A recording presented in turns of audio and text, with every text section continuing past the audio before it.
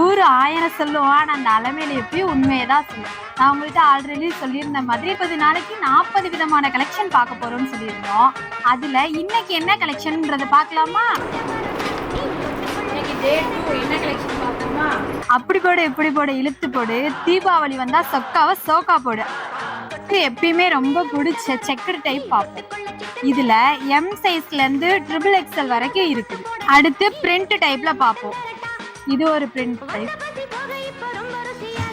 அடுத்து இது M சைஸ்ல இருந்து 5XL வரைக்கும் இருக்கு. ட்ரெண்டிங்கான பாப்கார்ன் கலர். இது ஒரு கலர்.